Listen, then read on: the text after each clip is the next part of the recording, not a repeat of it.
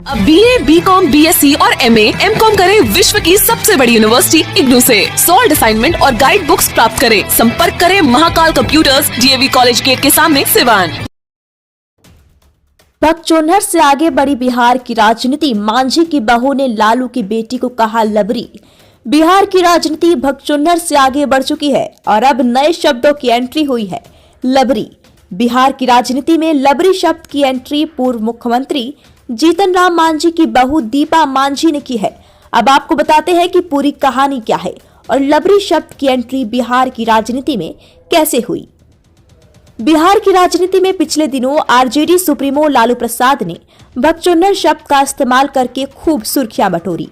लालू ने बिहार कांग्रेस प्रभारी भक्त चरणदास के लिए इस शब्द का प्रयोग किया था।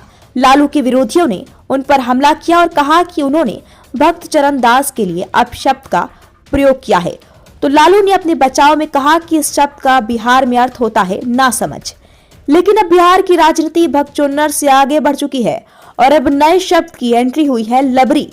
बिहार की राजनीति में लबरी शब्द की एंट्री पूर्व मुख्यमंत्री जीतन राम मांझी की बहू दीपा मांझी ने की है।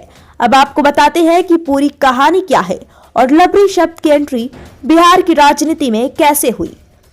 दरअसल 8 नवंबर को लालू की बेटी रोहिणी आचार्य, जो सिंगापुर में रहती हैं, उन्होंने अपने पिता के समर्थन में एक ट्वीट किया और इशारों में मुख्यमंत्री नीतीश कुमार पर हमला बोला।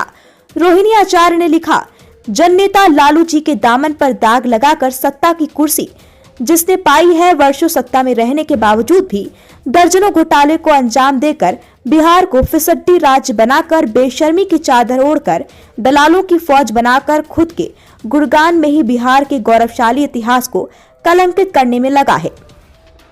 रोहिणी आचार्य ने अपने ट्वीट के जरिए नीतीश कुमार पर हमला किया। बोला, उनके बचाव में जीतन राम मांझी की बहू दीपा मांझी मैदान में उतर गईं और रोहिणी की ट्वीट पर बिल्कुल ठेठ अंदाज में जवाब दिया। रोहिणी आचार्य पर पलटवार करते हुए दीपा मांझी ने उन्हें सिंगापुरिया महारानी कहा और लबरी बताया। दीपा मांझी ने लिखा, अरे हमर सिंगापुरिया महारानी, लालू चाचा के दामन पर दाग कोई नहीं लगाया है। गाय गेरू के चारा चोरी में शिवानंद तिवारी चाचा की कृपा से उनको कोर्ट सजा दिया है। अब सजा याफ्ता तोहरा जन नेता लग रहे हैं तो एकरा से बड़ दलाली का होगा लबरी। क्या अर्थ है लबरी का? अब आपको बताते हैं कि बिहार में बोली जाने वाली भोजपुरी भाषा में लबरी और लबरा शब्द का खूब प्रयोग किया जाता है। दरअसल लबरी उस महिला के लिए इस्तेमाल किया जाता है जो झूठ बोलती है या बिना कारण बहुत ज्यादा बोलती है। इसी प्रकार से लबरा उस व्यक्ति के लिए इस्तेमाल किया जाता है जो बहुत ज्यादा झूठ बोलता है। न्यूज़ जनतक से परवेज अख्तर की रिपोर्ट।